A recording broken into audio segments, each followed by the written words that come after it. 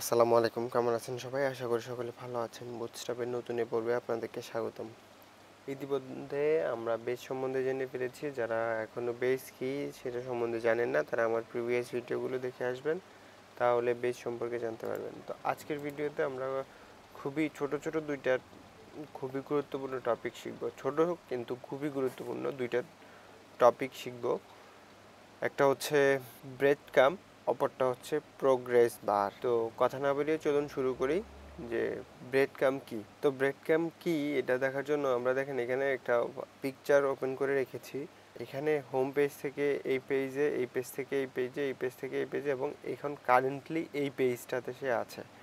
মানে কোন পেজ থেকে কোন পেজ, কোন পেজ থেকে কোন পেজ সে এসেছে সেটার একটা ডিরেকশন আর কি, যেটা আমরা যখন লোকাল ফাইল ব্রাউজারে যাই, এই যে এখানে দেখেন আমরা যখন ফাইল ব্রাউজার থেকে কোনো ই ড্রাইভ, এই যে এখানে দেখেন সেও করতেছে, যেমন ফাইল মানে দিস পিসি থেকে আমরা ই ড্রাইভে আসছি, ই ড্রাইভ থেকে ধরেন আমরা প্রজেক্ট ফোল্ডারে গেলাম, প্রজেক্ট ফোল্ডার থেকে আমরা কোন ফোল্ডারে ধরেন ওয়ার্ডপ্রেস, এরপর ওয়ার্ডপ্রেস থেকে কোন ফোল্ডারে, এই কোন মানে কোনটা একটা কোনটার পর কোনটা আমরা ইউজ করছি বা কোন সিরিয়ালে আসছি এবং কত নাম্বার পেজে আমরা আছি, এইটা দেখানোর জন্যই আমরা ওয়েবসাইটে ব্রেডক্রাম্ব ব্যবহার করি। তো এটা কিভাবে তৈরি করতে হয় চলুন শুরু করা যাক। তো প্রথমেই কোড এডিটর এবং উইথ লাইভ সার্ভার আমরা অন করে নিলাম, এবং প্রিভিয়াস ভিডিওতে আমরা যেটা করেছি সেটাকে আমরা রিমুভ করে দেই, এবং রিমুভ করে দেওয়ার পর আমাদেরকে এখানে ব্রেডক্রাম্ব নেওয়ার জন্য আমরা সাধারণত ব্রেডক্রাম্বটা নেভিগেশনের মধ্যে নেই, অথবা বডিতে যেই ভিউ পার্টটা থাকে মানে সেটাতে নেই। এটা বিশেষ করে অ্যাডমিন পেজের জন্য হয়ে থাকে। তো বডির ভিউ পার্টের জন্য নিতে হলে আমরা ধরেন একটা ডিআইবি নিলাম, যেটা আমরা প্রতিবারই নিয়ে থাকি কন্টেনার, এবং কন্টেনার নেওয়ার পরে আমরা নিব হচ্ছে নেববার নিব, কারণ নেববার ছাড়া এই মেনু আমাদের হয় না, কারণ হয় অবশ্যই হয় না, বাট আমরা নেববার দিয়েই নেভিগেশন বারগুলো আমরা ব্যবহার করে থাকি, কারণ এটা ডেডিকেটেডলি HTML এই নেভিগেশনের জন্যই এই কোডটাকে তৈরি করছে তাই। তো এখানে আমরা একটা এরিয়া দিব, যেহেতু আমরা এটা ব্রেডক্রাম্বের জন্য ব্যবহার করব, সেটার জন্য এরিয়া লেভেল থাকবে হচ্ছে ব্রেডক্রাম্ব, BREADCRUMB,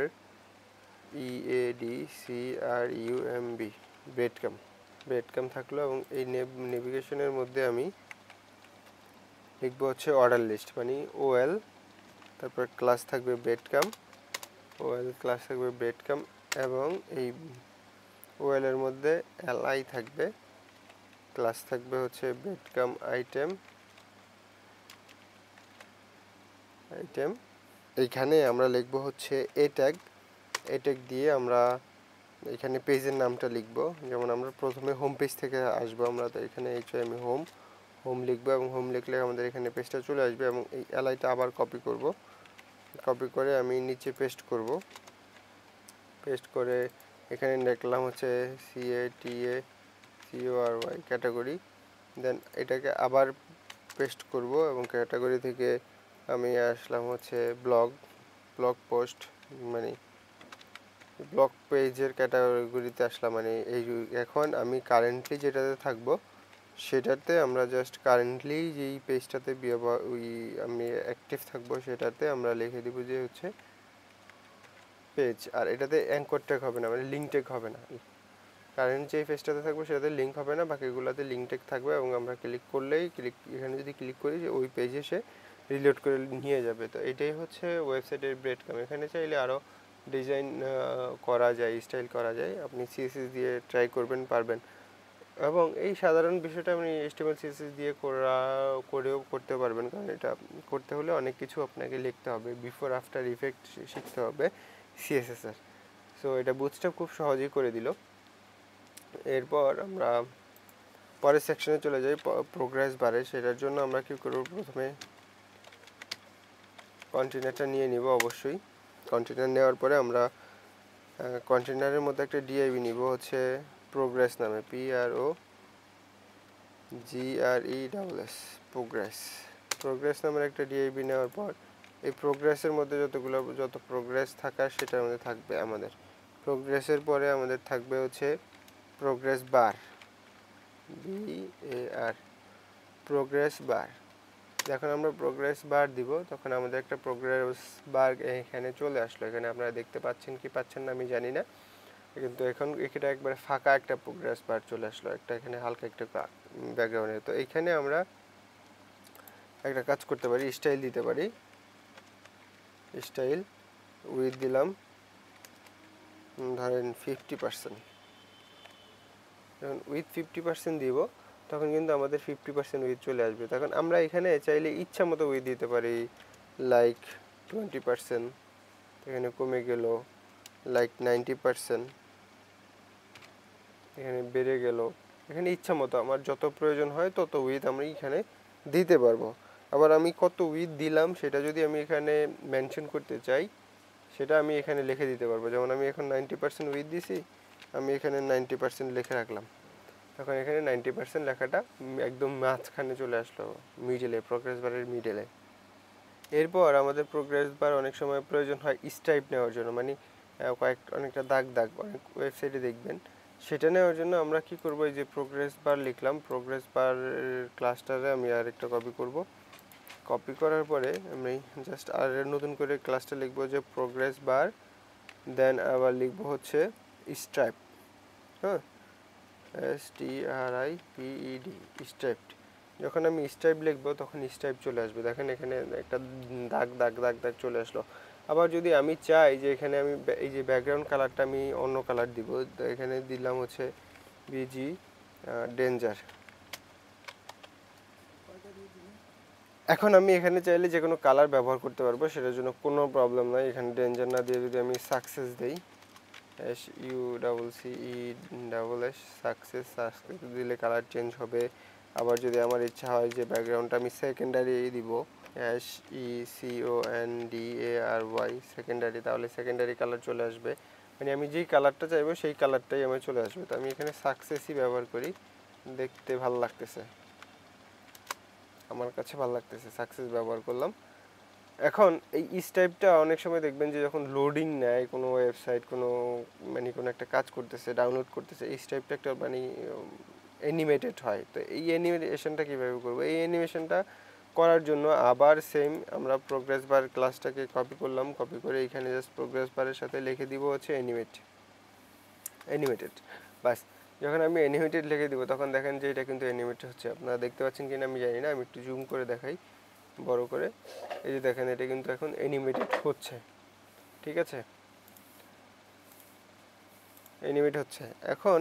আর এই গেল প্রোগ্রেস বারের সকল কথা। এখানে আমরা এই যদি আলাদা কয়েকটা প্রোগ্রেস বার নিতে চাই তাহলে এই যে এখানে প্রোগ্রেস বারের যেই ডিআইবিটা আছে এটাকে আমরা কপি করব এবং এখানে আমরা বাইরে এসে পেস্ট করব, তখন আলাদা আরেকটা প্রোগ্রেস চলে আসবে। তো এখানে আমি একটা মার্জিন দিয়ে নেই, মার্জিন বটম MB2, তাহলে আমার প্রোগ্রেস বারটা আলাদা আলাদা হবে। তাই এইটা যদি আমি 50% দেই, 50%, এবং এটার যদি কালারটা আমি অন্যরকম করে দিই, যেমন সবুজের পরে হচ্ছে ডেঞ্জার, লাল থাকবে।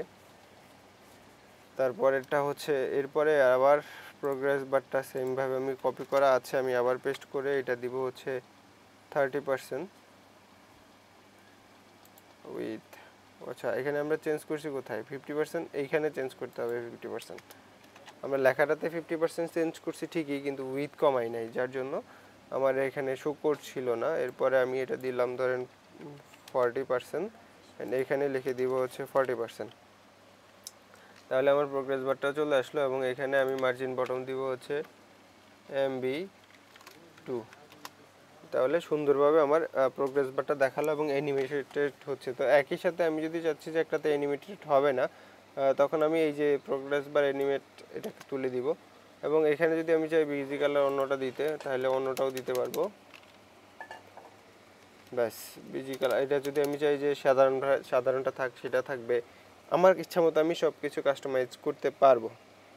এখন এটাতে গেল মাল্টিপল প্রোগ্রেস বার, এখানে যত ইচ্ছা তত আমি ব্যবহার করতে পারবো, এটার কোনো বাধা নেই। এখন আমাদের অনেক সময় প্রয়োজন হয়, বিশেষ করে আমরা যখন মেমোরি স্পেস দেখানোর চেষ্টা করি বা কোনো একটা জায়গা খালি কতটুকু ভরা কতটুকু বা কতটুকু কাজ সম্পূর্ণ হয়েছে, মানে কতটুকু কাজ সম্পন্ন হয়েছে, যে 50% হয়েছে বাকি 50% বাকি আছে, এই ধরনের কাজ। মানে একটা প্রোগ্রেস বারে কয়েকটা অংশ যখন দেখাই তখন কিভাবে করি, তখনও আমরা সেমভাবেই কাজ করি। আমরা প্রথমে একটা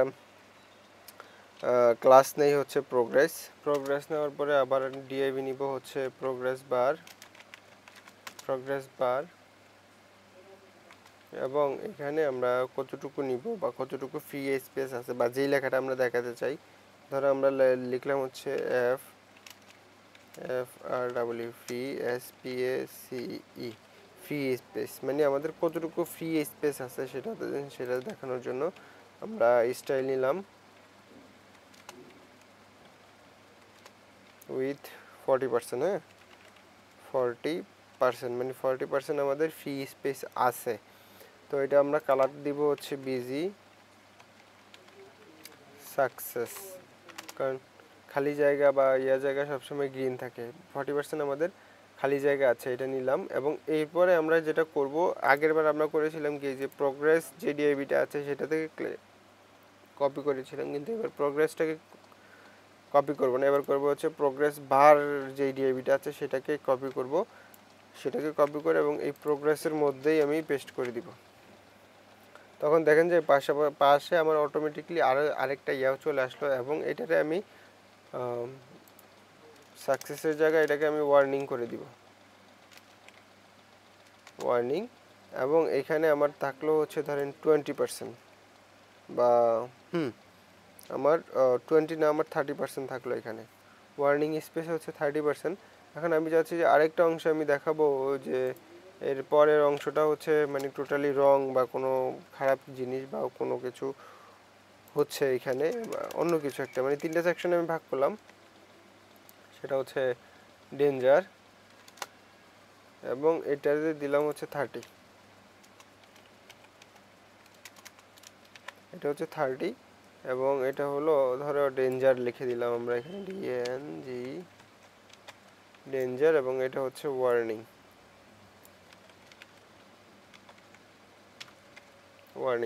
এখন আমাদেরকে হিসাব রাখতে হবে যে প্রোগ্রেস পার্টটা মূলত 100%-এ কাজ করে, এবং আমরা 100% এখানে নিয়ে ফেলেছি।